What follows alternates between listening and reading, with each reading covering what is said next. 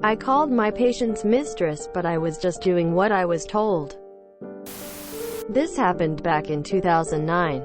I was working part-time at a doctor's office while I was in nursing school.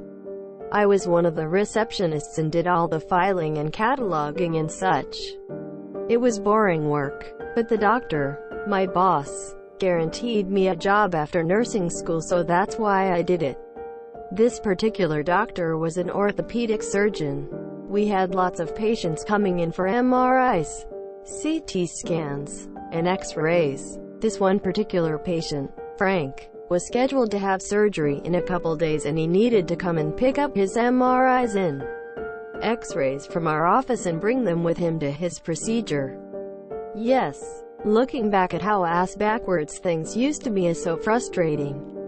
All these things are 100% electronic now, and even back then they were too. But my boss was old school.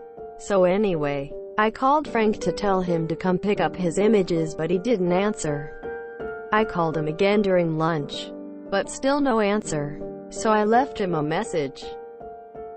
The following day I called him again, but still no answer. It was imperative that Frank got his images or else he wouldn't be able to have his surgery. So I looked in his file to see if he had any other contact information. He listed his home phone number, as well as his wife's cell. I called his house and left a message. And I also called his wife, Amy, but she didn't answer either, so I left her a message as well. The office manager, Diane, told me to just call whoever was listed in his emergency contacts, because if Frank didn't get his images and missed his surgery, then she would have to do a whole new stack of paperwork to reschedule him, and she didn't want to be bothered. I looked to see if there was an emergency contact, and Frank listed a woman named Helen, relation to patient, girlfriend. I told Diane I didn't want to call Helen when I had already left a message for Amy, as it would put me in an awkward position. Diane said that as long as the patient listed them as an emergency contact, I could call them. She also said that it's not uncommon for couples to be separated but still legally married for insurance reasons, and that this could possibly be the case for Frank and Amy, which I guess made sense. I really wanted to believe that no one would be stupid enough to put their secret lover as their emergency contact. I didn't want to get fired for being insubordinate, so I called Helen and she actually answered her phone. I was secretly hoping she wouldn't, and told her Frank's images needed to be picked up prior to his surgery. She came by during lunch, got the images, and then left. I immediately called Frank again to let him know that Helen picked up his images and to not worry about it. But this fool wasn't answering his phone, so I left him another message. A couple hours later, Amy called back and said she wasn't able to answer before because she was teaching. But she got our message and was coming to pick up Frank's images now that school was done for the day. I told her that the images had already been picked up. I tried to be as vague as possible.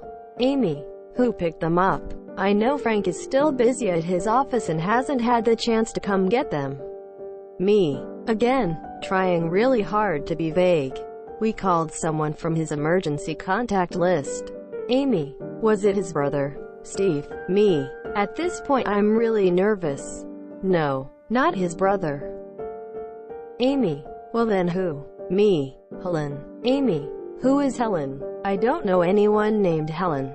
Me, I'm not sure, but since she was on Frank's emergency contact list and no one else was answering their phone, we called her and she already came and got the images. Confused, Amy hung up. The following day was Frank's surgery. The day after Frank's surgery, my boss jokingly asked me, "What the hell did you do to that guy?" He came in all pissed at me, saying that my secretary told his wife about his other girlfriend. I told my boss what happened and that Diane told me to call the girlfriend, and he understood. Diane tried to throw me under the bus by saying I didn't tell her that Helen was Frank's girlfriend, and that I had told her Helen was just a friend, and that she never would have given me the green light to call a patient's mistress. but I reminded her in front of my boss that she had said it was possible for Frank and Amy to be married but separated. This bitch was trying to cover her ass because she probably thought it was some kind of HIPAA violation. But nothing ever happened. I was 18 years old at the time and just did whatever my superiors told me because I was really thirsty for job security after college. But I ended up not working there and went to work at a hospital instead. What stupid guy puts his GF as an emergency contact when trying to ensure wife doesn't find out? I mean, I would think that in the How to Not Get Caught Cheating 101 handbook. Hey, you totally did the right thing. You followed your superior's instructions and the patient's written directives about who to contact, and you exposed a cheater. He deserves everything he got. Man, the Dianes of the world irritate me. That's the type of superior that takes credit when things go right but passes the buck when things go wrong, aka a spineless coward. Diane was a tool. Glad you didn't have to work with her long term. When my husband managed a warehouse, he got a call from HR that he had to tell one of the employees that he couldn't put his pregnant girlfriend on his insurance unless he took his wife off. That was impossible since they were still together and it wasn't open enrollment. He ended up just adding the baby after it was born. The wife was seriously pissed when she got the new insurance cards the next year and they listed a minor child that she didn't know about. You were 100% in the right about calling her. I don't know if you should have told the wife who picked them up. Your doctor's office should have had better privacy in place than that. But it all worked out in the end. Nice. I accidentally outed a boss's affair in a somewhat similar manner. The thing was I was new and didn't know it wasn't his wife but rather a coworker side piece. The company is large and many of my coworkers were related to each other by blood or marriage. Normally the company only allows relatives to work in different departments, but exceptions have been made. The bad bit was I outed him as having an affair with a subordinate, which was a big no-no. He got fired for it a couple of days later. Is that bitch who threw you under the bus the reason you didn't go to work there after graduating? I'm an OR nurse and on no planet would we ever trust a patient to bring their own images in. Even with everything being electronic. Most surgeons just bring a folder with them of any images needed for the surgery day. You did the right thing. Technically divulging Helen's name could have been a HIPAA violation in some circumstances, but given that the wife was already authorized to know what was in the files, you would have been clear on that part as well. Good story. Not entirely sold on it being malicious compliance though. Telling the person the name on the emergency contact was an interesting move. I would have just said it's private medical information and to ask the husband. You didn't do anything wrong. I'm polyamorous myself and will definitely list multiple partners as contacts on things. If they're listed, you have permission to contact them. Lol. He's the unethical scumbag who wasn't honest with his partners. Not sure if it's mentioned here yet, but they could also have been polyamorous or engaged in one of many different kink relationships that was serious enough to put the girlfriend as ICE contact. My business, insurance, is heavily referral based, so we send gift cards and thank you notes to clients who refer a friend. I had a guy refer a woman to us, and I asked how she knew him. She said she was his girlfriend.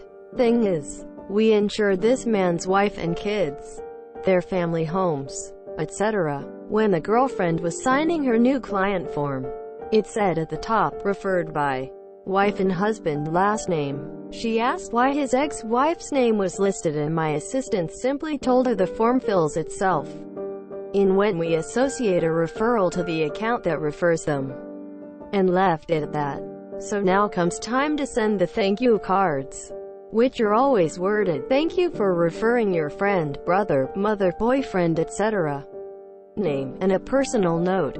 Well, I told my assistant not to send this one out, but apparently the owner didn't see the issue and made her send it out anyway.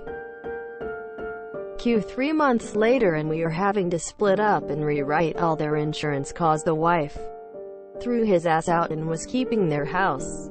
Girlfriend dumped him too, since apparently he had told her they were already divorced. He actually had the stones to blame us and threatened to sue.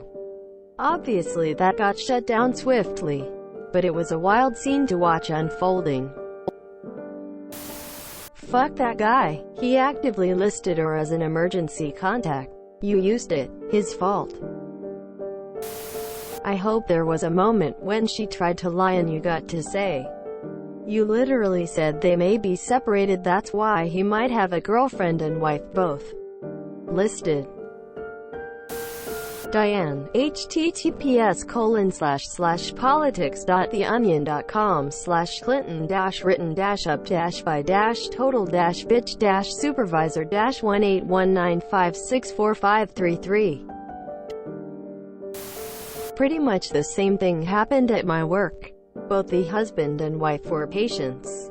She found out about the girlfriend BC. The GF was listed on his medical info release form and she wasn't even his emergency contact.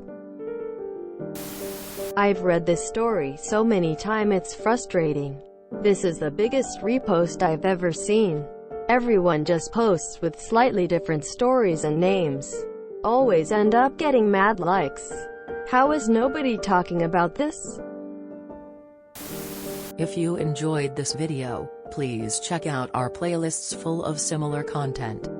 Epic Ericast is like doom scrolling for your ears. Please like, share, and subscribe.